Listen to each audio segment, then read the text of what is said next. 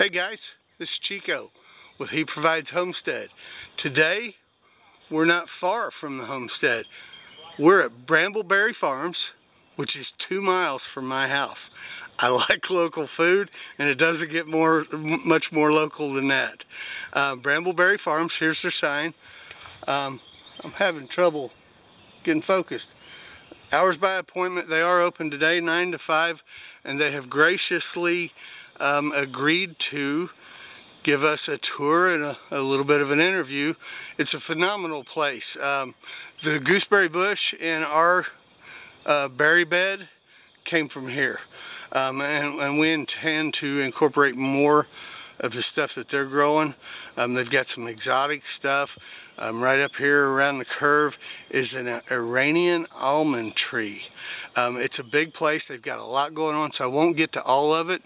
But we're also going to take pictures, and we'll upload the pictures to our Instagram and to our Facebook, and you can check out the pictures, so we don't really want to miss anything. But I do want to take you right over here. This is just inside there. If you can see right here, that's the county road. So just inside their driveway is this. You see that to the untrained eye, to passers-by, that is just wood leaned up against a post or something. To most, it wouldn't amount to much, but I'll tell you what it is. It is a shiitake mushroom logs. They start them in here. These are about through. They're not completely through, and I'll show you, but they're about through, and they last about a year per inch in diameter, I think is what Darren said, and these are about 5 years old. So they set this up 5 years ago and have been growing shiitake mushrooms off of it ever since. So I'm going to flip the screen, and then I'm going to show you some shiitake mushrooms growing right here, right now. So hang on just a second. So here we are, and here is one of the logs that's fallen down. These are fully opened shiitake mushrooms. They can harvest these and eat them today. And I don't know about you guys, but I love shiitake mushrooms. I love mushrooms of all sorts. They also have told me that oyster mushrooms are quite easy to do. I love white oyster mushrooms. Saute them in a little bit of butter. Yummy. So we'll be back in just a second, and I'll introduce you to Darren and Esprit and Brambleberry Farms. Guys, this is Esprit, and that is Darren, and this is Brambleberry Farms. Good to see you guys. Hi, good to see you. Welcome. Welcome here. You guys are going to take us on a tour. Show us a little bit about what you got going on. Is that right? We're about to keep it short. You lead the way. Tough thing to do. It is a tough thing, especially when you have as much going on as you do. You got a lot going on. Yeah. So we're going to be walking past some berry plantings. There's some black raspberries, but we're transitioning them into some tree rows. Let me stop and pan this real quick. Yeah. The black raspberries didn't do super well in this spot. We have some planted elsewhere that are doing a lot better, so we've planted mulberries and apple trees and pear trees and everything else in here. Pomegranate. We have it laid out in rows because we had the berries on trellises, and then we have comfrey on either side of the planting rows to help keep grass from growing into the rows, add nutrients to the soil, and all sorts of stuff. And you could also feed a certain amount of comfrey to your chickens, correct? Yeah, we sized the spacing between our rows here to fit our chicken tractor, actually. Oh, great! We used to run it through here, but now we're running it through out in the pasture to enrich the pasture. But brilliant! Comfrey does a great job of keeping the grasses from coming in. Because if you ever plant berries and mulch a row, you're always fighting the grasses coming in, and it's just a pain in the butt. So the comfrey has been like, right here's a good shot of it. Solid grass barrier. There you go. Yeah. I understand now. Far enough away from the berries, so. I like that. Yeah, so that's worked really well. And you can always cut comfrey and make your own kind of homemade fertilizer, comfrey tea. We did that to water our nursery stock the past year or two. And got some Triple Crown blackberries have been our favorite. Let me get a close up. Favorite variety of blackberry. They make big sweet berries. They bloom really late, so they avoid any potential freezing. Oh my gosh. Yeah, if you get them when they're almost rotten looking, they're just super sweet. Oh guys, I wish you could taste these. Yeah. But since you can't, I tasted them for you. Yeah. But they've been very productive per square foot of space. You know, if you want to make jam or freeze berries, the thornless blackberries are the way to go. Thornless blackberry. Probably the easiest fruit for beginning homesteaders. Well, and in our area, because you know blackberries grow wild, they're just adapted to our soils, and they've thrived everywhere we've put them. Good. The raspberries are a little more finicky. They like to have a raised bed. They're kind of a little more picky about their soil type. So I guess we'll have to move into thornless blackberries at our place. yeah, we're experimenting with a few figs here, hardy figs. We're trialing a whole bunch of different varieties. They die to the ground every year and come back and put a crop on in some years in the fall. So our main income source from the farm is our nursery, and so this is our main enterprise. We grow all different types of common and unusual fruit, nut, and berry plants, and a few kind of useful plants like basket willows, and Spree's adding a few sort of ornamental, useful plants too. But our main focus is to, we trial almost all the things that we sell, and we sell locally. We don't ship at all. So we're selling to people from our region, and our idea is to sell plants that are adapted to this region. So they're going to have much better chance, people will have much better chance of succeeding with the fruits they buy from us than if they just buy it at Lowe's, Home Depot, somewhere that, they just get them shipped in from a nursery out in Washington State. Who knows if they're adapted to here? They may be on a completely wrong rootstock for our area. So, for example, we have really heavy clay soil here. Right. Acid clay yes. soil in general. Which is a challenge for a lot of things.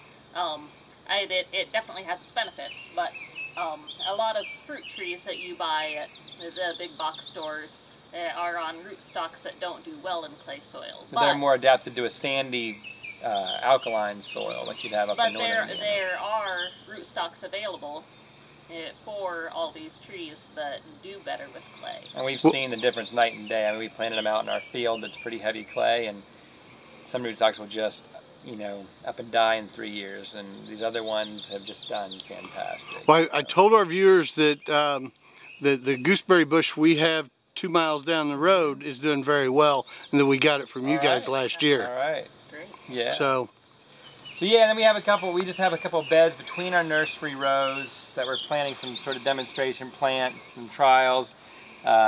This one had some red raspberries in, and now we're planting some trees in it. Some short trees that won't block sun from our greenhouse over here. And the beds need to be mulched.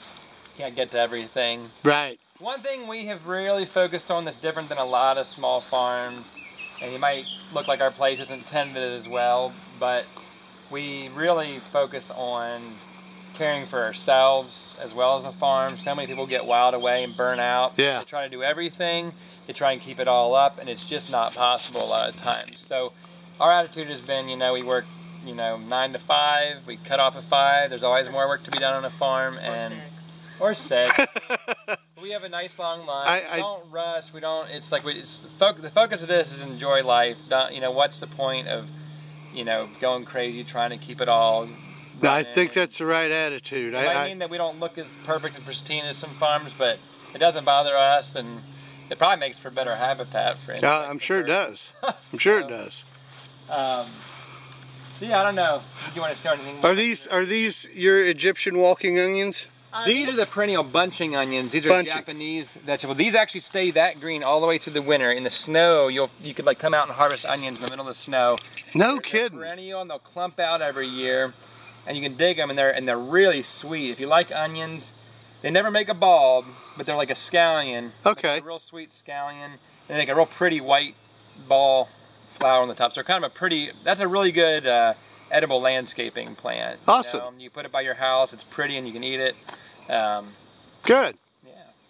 Yeah, a lot of our focus is on edible landscaping, so trees that are both, you know, attractive and good for food. You know, if you're going to plant a tree in your yard, it might as well produce something for you other than just, you know, beauty. Absolutely. Which is important. Yeah, and this is a good example here. This is a Girardi dwarf mulberry. This is a really pretty tree. It's got kind of a zigzag kind of Asian growing habit. It will not get more than 6 or 8 feet tall. Most mulberries are huge trees, and you know, you have to shake the tree to get fruit. This one you can pick the fruit off of it. The fruit ripens over about 2 or 3 month period, so you can be getting fresh mulberries every day. And it's short enough you can net it if you want to keep the birds off of it. But you know, at the very least, it's a pretty tree, and in the winter it has kind of zigzaggy growth, so it's a pretty form. And I mean, it has no disease or pest problems at all. Awesome. Birds. Yeah, yeah. So that's a good, you know, edible landscaping plant. Put that in. It can take a little bit of shade and still produce fine. And you know, I'll have to keep that in mind. yeah, it's a good one. So I don't know, is there any other nursery stuff you wanted to show, or should we move on? Oh, yeah, Probably we should should move on. This is our new barn greenhouse structure that we're pretty excited about. We did a grass-fed beef operation with a friend down the road for about 4 years, and then decided it was too much, too much to do. You know, we're too many things to keep track of. So we sold the cows when cows were high up. It was still their high value 2 or 3 years ago, and we were able to make some money, and we sunk that into buying materials to build this structure. So we now have a bigger space to produce our fruit trees and plants from cuttings. You know, and when it's still winter time, we're doing cuttings, starting things up in the greenhouse. And the barn, Spree designed the structure here. She does most of the, you know, building design and engineering kind of stuff. The barn is strong enough for the upper story to be a hay loft. Awesome. She designed that to be a hay loft, have a full load of hay, square bales hay if we ever wanted to do that. The bottom will be animal stalls and a little workshop area. And then the greenhouse shares a wall with the barn, which meant that was one wall we didn't have to build for the greenhouse. And then the barn will help buffer the temperature a little bit.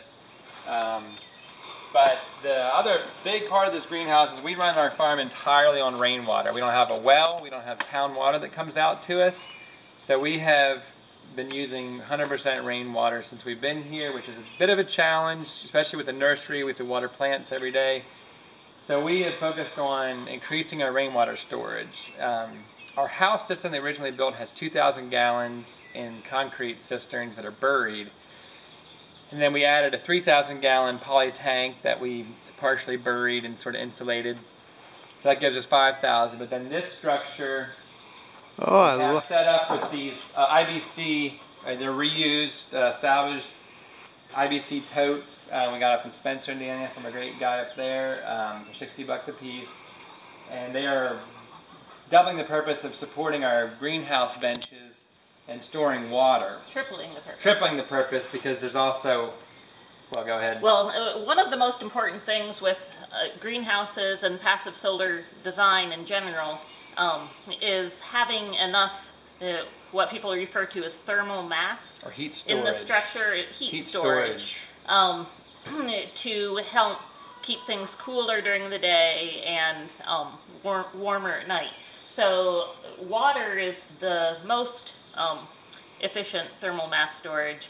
It's of the common materials. There's some like salts you can get that are.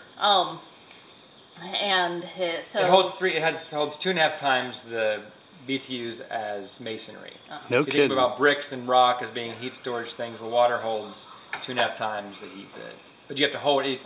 Have to be in a container. So these have a southern exposure. Do they get more sun being on the southern side of your structure? They do. They're more absorbing it from just when the greenhouse warms up. There's all this water that sucks up the heat and sort of slowly radiates it back out during the night. So we'll see more of a difference in the middle of the winter. Right. You know, when it gets real cold outside, these will have stored heat during the day, and as it cools off and the heat radiates out of the greenhouse, these will kind of keep radiating a little bit of heat from them over the winter and keep things warm at night. We'll see how it does. It has not been through a winter yet, but we're excited to see what it'll do this winter. Yeah, we just finished this system. Yeah, I was out here about a year ago, and you didn't have this. Yeah. And we're getting ready to put these two big tanks here. Those are 850-gallon vertical tanks. Those are going on this stand in here. We got this stand from Mylin factory just down the road. Yes. At an auction for like nothing. $5. $5 or something, and so Wow. we hauled it in here with the skid steer and anchored it with poured a concrete foundation, and that's going to support those two tanks, which will be about 6 tons, I think, of water. And so we're pretty sure Water's what, about 7 pounds a gallon? something like that, 8 pounds a gallon. And these are going to be a total of about 1,700 gallons. So you're not going to be picking them up and moving them. I don't know. No, no. So, but we're going to move them in and set them up here, and then we'll collect off the roof. But this structure all together will hold over 6,000 gallons of water for us. That's going to bring amazing. us up to a total of, probably 12,000 gallons of water storage for our place. I think it's going to be good for our region, unless we turn into a desert for some reason. Then we'd have to up our storage some more. But I think 12,000 will do us to get us through dry times, that sort of thing. So. So we're excited about that. And then go ahead. I have a friend that lives in the Arizona desert, Yeah. And he does some similar things, but they actually get by on 10,000 gallons I a was year. going to say, we lived in Tucson, Arizona for a year, and there's a guy there, he was doing, I think he had a 10,000 gallon cistern, and that was doing it for him. So, but then what I'm real excited about in here, you can come on in and peek, this is a little tropical, Esprit grudgingly allowed me to... We were going to have 3 rows of nursery benches in here, but we bought this greenhouse frame and we knew we would have about 17 feet of height at the peak. And I'm interested in a lot of tropical fruits that we can't grow outside here. If you have a greenhouse, it makes sense to grow some interesting, unusual stuff. So we made this bed, which has actually got about 4 or 5 feet of good topsoil, and I dug out the subsoil with a skid steer and put in topsoil. These plants are super happy. So we've got 3 different types of bananas, papayas. This is ginger and turmeric in here. Oh, good. Guavas, a pineapple's got fruit on it, dragon fruit. There's a couple citrus varieties, star fruit, all kinds of stuff. And I'm probably going to put more stuff in here as I get it. And it's too much for the area, but we're going to kind of trial stuff and see what does well. And then we'll probably cut out some trees that don't do well and kind of keep shipping it as we do with most things. But I'm excited about having 17 feet of height to let full-size bananas, papayas and stuff ripen in here. I'm excited too. Yeah. And as somebody that has some inflammation issues, turmeric and ginger, I hope it does well. Yeah. Yeah. And you can grow turmeric in pots and bring it in the winter too. So, but yeah. All right. Where to now? Let's go out to the Silva pasture, which is our trees in pasture system, and then we'll come back and peek at the house, and I think that'll do it. So you can get a shot of the barn here. About it's still under construction somewhat, but. And you designed this, Esprit? Redesigned it. We just everything we do with local hardwoods. A lot of times we harvest our own trees, take them to the Amish sawmills, get them cut into the dimensions of boards we want. But we really try not to use southern yellow pine if we can help it. We live in a rich hardwood forest region. Right. It does not make sense to use wood that's imported from the south and big monoculture plantings. So, and it takes trucks and trains to get it here. We try to use local timber as much as we can. Yeah, the tulip poplar is great. It's a great replacement for pine. It's a little more prone to cracking, not quite as good a tensile strength, but it'll take a screw without pre-drilling, and it's a good fast-growing tree. So, that's that, and we'll walk into here, and then this has been kind of a long-term project that we've had. This is a big pasture that when we moved here was just a big bush hog field with a few trees growing in it, and we slowly started rotating animals through it. We did soil tests, and the soil is just stripped. I think people probably took hay off of it year after year after year and never put anything back. So our phosphorus levels were down to single digits, which is terribly low. Some of the other nutrients were low too. So we've invested in some phosphorus through manure and through like soft rock phosphate and some things like that to amend the soil here. And then we're also, you know, rotating animals like chickens and pigs particularly. You usually bring in feed for them, so you're bringing in fertility to your site, and then that'll enrich the soil a lot quicker. And we also graze cows, and we have done sheep in the past, and you know, they cycle what's already there, right, but they don't necessarily, you know, not like you can't really magically bring in phosphorus with those. They're just kind of cycling what's there unless you're feeding them grain. So that's kind of what's going on. But we planted, it's about 3 acres, this field, and we're on a ridge top. There's a fragipan layer, so the impermeable layer in the soil, so it can get in the spring, it can be kind of seepy, you know, kind of high water table and little seeps coming out here and there. But we've been growing pretty nice trees in here. It's been doing pretty well. I think we're picking the right rootstocks, right varieties. Is that a peach tree right over? It's a peach that is ripe actually right now, so you can try one of those if you want. You'll be totally running with juice. But this is Reliance. This has been a good peach.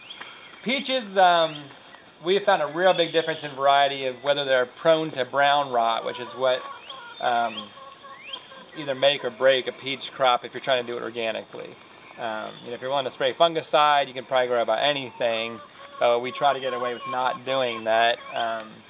And so we I found Reliance and Hero Diamond and Raritan Rose and Redskin are all ones we've found so far that have done well. Red Haven has done terrible for us. It's just, it rots before it ripens. It really seems really prone to insect damage, and it's a real well-known one, but we've just given up on that one. We used to sell it, and we've cut that one from our list because it just has not performed well for us. So take notes, folks. Yeah, so please get the peach for you there. Let me show them the chickens real quick, because I know they hear them.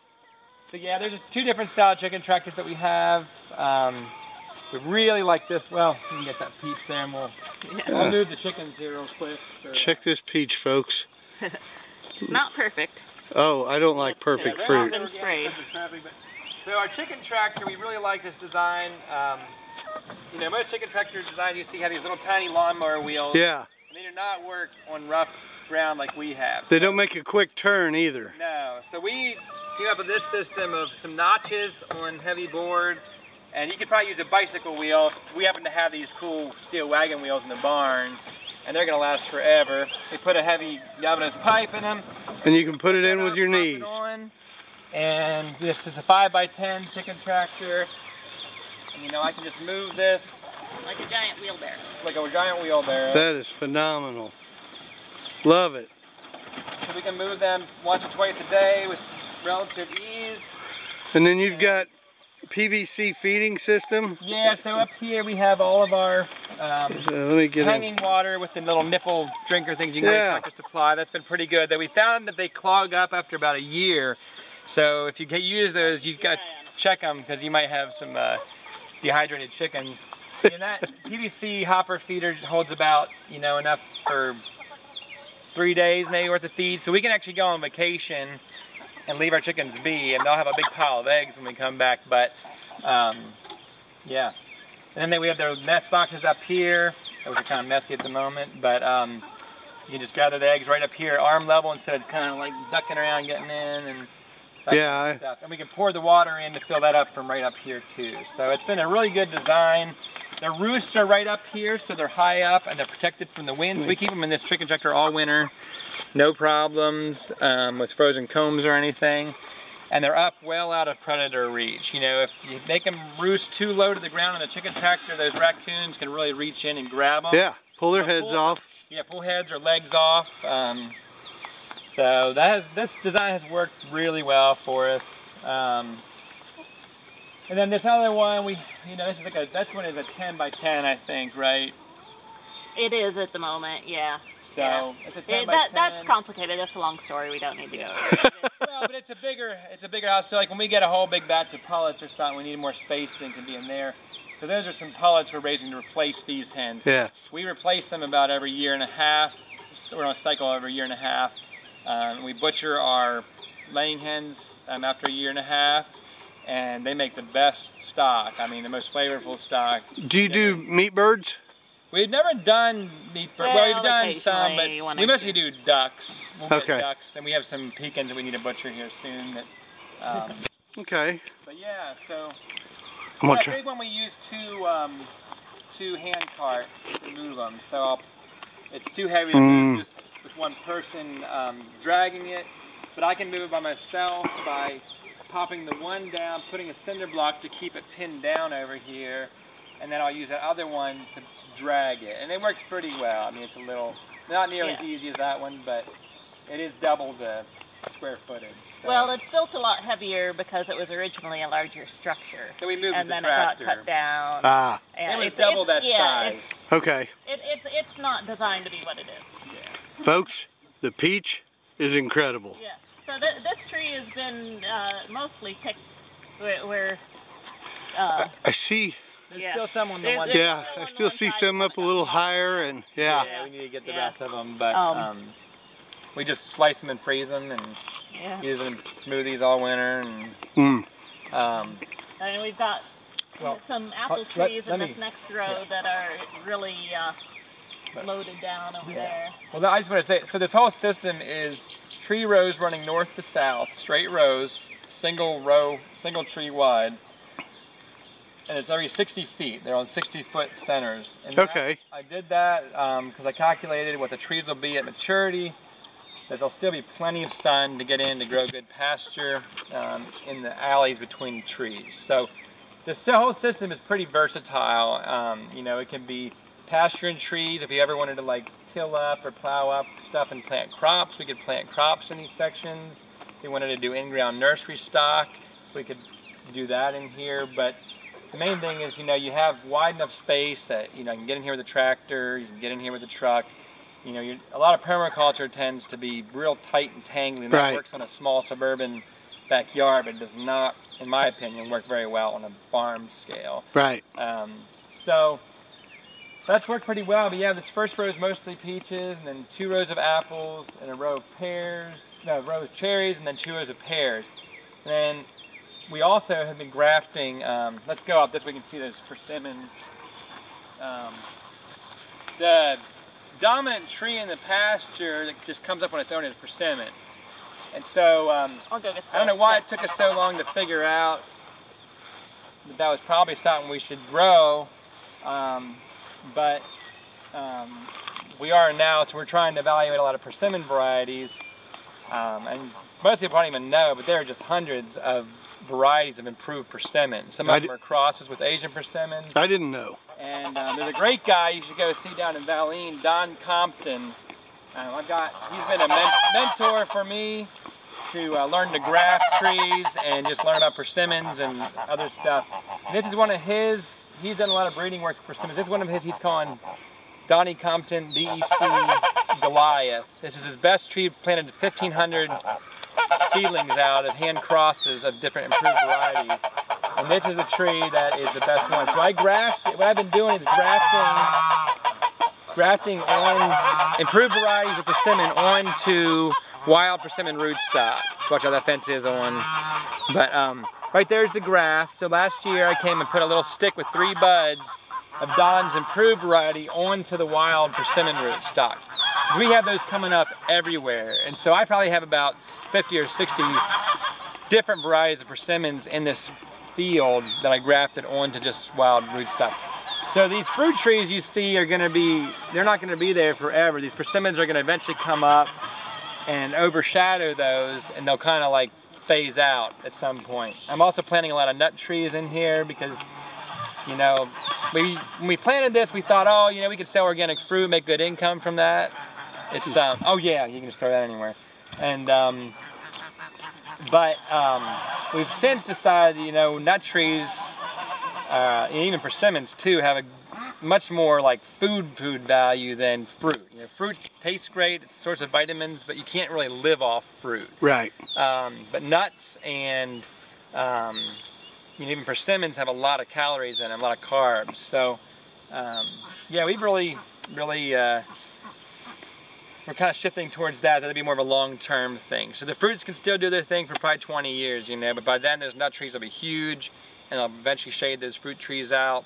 I mean, it's the same kind of pattern that we have in the forest. You know, right. Where the pasture go, first things come up are tulip poplars, persimmons, those kind of things, and then, you know, other stuff, maples come in, oaks, you know, they sort of overshadow those, and eventually those primary succession trees go away. So it's kind of that same model.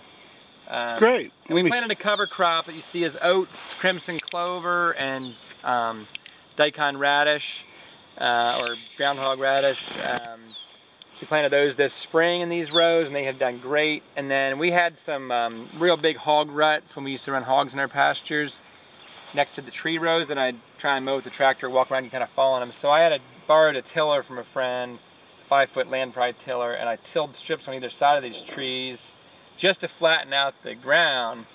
And then I was like, oh, I might as well plant something in there. So we planted a whole bunch of tomatoes and lettuce and stuff, and we're gonna collect seed from them, and we'll see how they do. It's kind of an out there garden, you know. Plant it and forget it. Plant and forget it, see what it does. And we've got some red leaf lettuce we're letting turn to seed right now. uh-huh. Yeah. Yeah.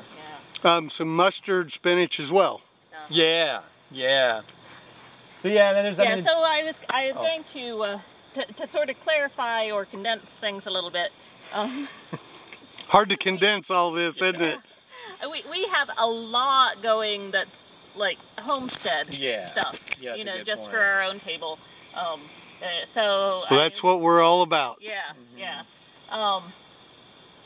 but we balance that with income. We've mixed that up with nursery stock stuff and farming. And well, yeah, and nursery stock is our main income now. But so all of these trees out here are to provide food for our table, or for animals, which provide food for our table. But we've got tons of different varieties. So we use all these trees as stock plants for. Okay, guys, our primary camera died on us, so we've switched to our secondary camera, and we're around to the front of their house. We're going to do a wrap up, and Espree's going to tell us a little bit about a house and shading and some stuff like that. Go ahead. All right. So we built about 7 years ago now, we built our house, which is a straw bale house, natural building construction. We have a greenhouse on the front to help heat the house and also provide food. I'd like to talk real quick about passive solar design. It's more than just trying to get lots of windows on your south side. We talked earlier about the thermal mass storage in the other greenhouse. So thermal mass is a big key to efficient passive solar design. Otherwise you'll just heat up way too much during the day. The other key is shading. So if you take a look at the overhang that we have up there, we have clerestory windows above the greenhouse roof there that give us a lot of heat gain in the winter. But that overhang is calculated to shade those windows starting mid-spring until mid-fall, so that, you know, this time of year we're getting zero direct light. Yeah, you can inside. see they're shaded. They're completely shaded down. But then as the sun creeps farther south in the sky as it gets towards winter, the light starts making its way into the windows again. So it's a real simple pattern that you can do. It's just all about how far you make your roof overhang over your windows. So. And of course the greenhouse is completely separated from the house. We have doors that we can open to let the heat in. During the summer, of course, we keep those shut. We also have an area of overhang on the top part of the greenhouse roof, so that we're not getting direct light on the wall between the house and the greenhouse. During the summer months as well, but we are in the winter. And we've worked a lot on getting shade to protect our house. Grapes are a wonderful, quick growing, seasonal shade. Seasonal shade. So the grapes don't have leaves in the winter, and they're not doing any shading in the winter. But then in the summer they... Kiwis are my favorite quick growing seasonal shade. We have those on the west side of the house. This is a muscadine grape, which is a lot faster growing than... But it's marginally hardy here. That's why we have on the east side of our house that's protected a little bit. We're experimenting with those. So. Good. Yeah, most of your table grapes are a little slower growing, but... and of course we've also planted shade trees that will be... that, you know, are starting to shade it a little bit, but... These aren't shade trees, though. These are more... Well, that one will be a little more shade on the north, but... Yeah.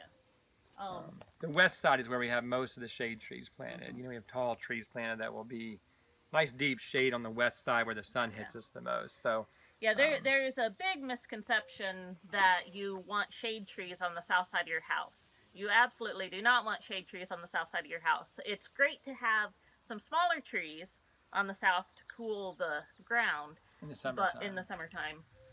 But shade tall trees on the south side. Even if they're deciduous, in the winter when the leaves are off, they're blocking 30% of your So the branches and twigs still block 30% of that sun that could be hitting your house. And in the... That's good to know. Yeah. And in the middle of the summer, when the sun is at the highest point in the sky, they're not shading They're not giving you any shade at all to the house. Because they're in the south, and the sun is just staying more to the north, and it never dips down in the south much, and so you're just, Yeah, in late afternoon in the middle of the summer. You want trees on the north and west. Okay. In late afternoon in the middle of the summer, the sun is actually to the north. Yes. So the most important place to have shade is the northwest corner of your house. If you had to plant one tree, shade tree, plant it near the northwest corner, not against your house, but where it'll be big ball of shade of the northwest corner. Good to know. And all along the north is good too. We also, in our area of the country at least, we get most of our winter winds from the northwest as well. So northwest. Planting trees all along the north and west sides of your house, it can really help to reduce the wind cooling in the winter. So you could use an evergreen tree too for that. Okay. I mean, if you wanted to do a evergreen windbreak, you could do that on the west side and maybe the north. And it would... Well, guys, we thank you for bringing us along. We thank you for showing us all that you've got to show. Folks, I know that we have a lot of local viewers. You guys can come here and buy their products. We're going to put pictures on our Facebook and Instagram. Do you guys have a website? We can have you link to that. www.brambleberryfarm.org. I'll put a link in the description box below, guys. Please like, share, and subscribe. And you can always find us on Twitter, Instagram, Vidme, and Facebook. Thanks, guys. Thank you. Thank you.